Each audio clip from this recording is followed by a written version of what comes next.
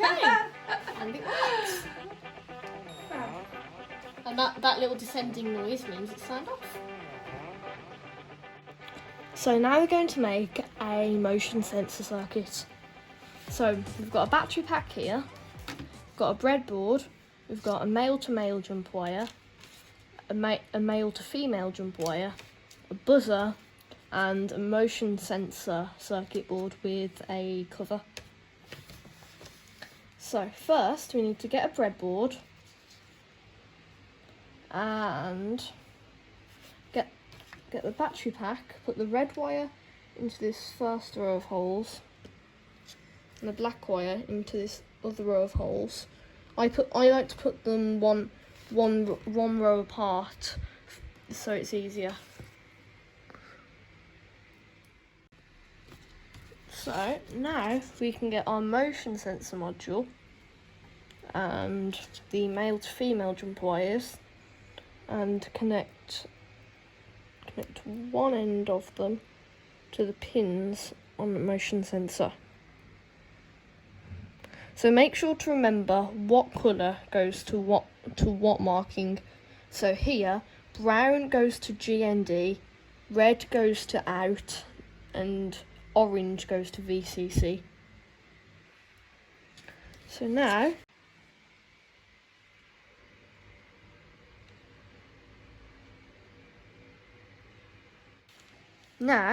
we can connect the orange wire to the same row of holes as the red wire, because that was VCC.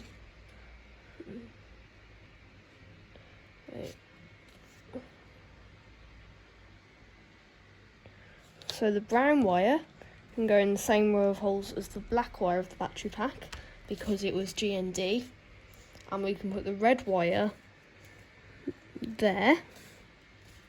Now we can get our male to male jump wire, put it in the same row of holes as the brown wire and the black wire, and move it and put the other end into the row of holes two holes apart from the out wire. So VCC is a way of saying voltage or current in. GND is an abbreviation of ground or negative, and out is where the signal goes out from the motion sensor. The reason we have this jump wire here is because if we were to put the buzzer, we'd have to put the long leg or positive leg of the buzzer by the red signal wire and the short leg by the black or negative wire. But if we were going to put it in without the jump wire, it would block one of the other wires, so we have to use a jumper wire to link it without blocking the rest of the holes. Now we can get the buzzer, and there's a long leg which is positive. We need to put that in line with the red signal wire. Put the short leg in line with the jumper wire. Then you can peel this off and take this cover and put it over the motion sensor. Only fits on one way.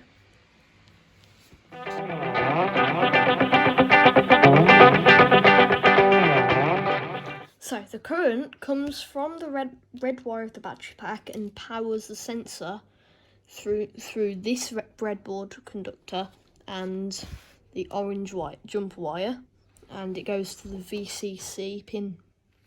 Then the negative of the battery pack goes through this brown wire into the GND terminal of the sensor, and it also goes to the negative of the buzzer. Then when the sensor detects someone in front of it, it sends a signal down this red middle wire, and then that powers the buzzer.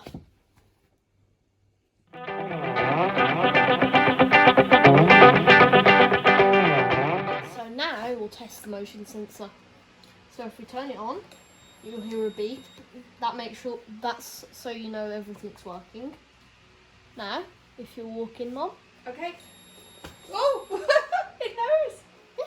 And on an angle to it as well. Yeah. That's clever. Hey! Yeah. And that little descending noise means it's signed off.